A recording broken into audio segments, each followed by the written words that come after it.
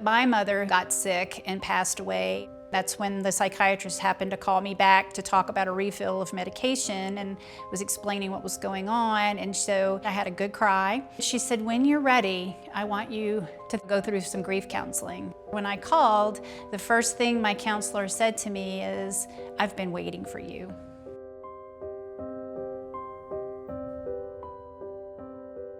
Hi, I'm Michelle, a U.S. Army veteran. I was a tank automotive maintenance material manager, and I served from 1990 until 1998. Transitioning from the military was a lot harder than I anticipated. I was married at the time to another commissioned officer, and we had been company commanders together. But what I didn't anticipate was how much I was going to miss the structure, and also the credibility. Because when I got out of the military, I was only 28 years old, not even 30 years old, and I had already been in charge of quite a bit and had a lot of leadership experience, and I grieved it in a way. We both really struggled with finding our identity and where we fit after the military. The first time I sought mental health, not through the VA, but just out in the civilian world, was when I was going through my divorce.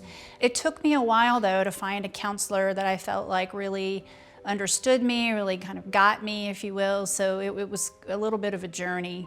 My official diagnosis is depression and anxiety.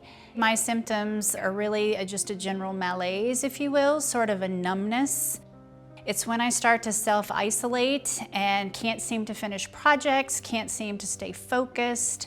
That seems to be when I go back to seeking out mental health. I like to call them my tune-ups. I was seeing a psychiatrist in order to get my medication, but they also recommended that I talk with a social worker as a counselor, and really they were quite a dynamic duo.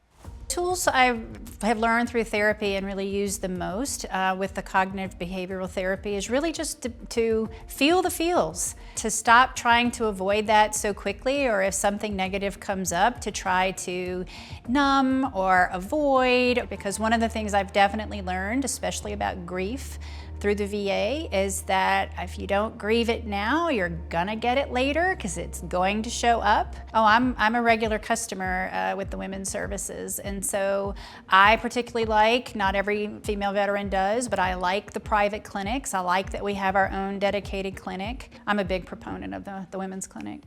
I recently joined a dance troupe by the name of Disco Amigos that participate in Mardi Gras parades and other social events around town. So we bring disco, keep disco alive, if you will. So gratifying, but it also just reminds again that we're not alone, and the importance of community. You don't always choose your family, but you can make your own family. Why I wanted to get involved with this program in the first place is because all we ever really see about mental health counseling are the extremes. And so when I first even talked about this, I didn't think my story was significant enough because I don't have military sexual trauma. I don't have PTSD that's combat related. There's a lot of us that just have everyday life that will sometimes just need some help getting through or processing, or really just finding a way to cope. My advice for women veterans, first of all, to understand we're the fastest growing community in the VA. We as a community are starting to gain a lot more respect and credibility. I would just say if you are someone who's struggling with trust in the VA, give it a try. You may be very surprised at how well they'll take care of you.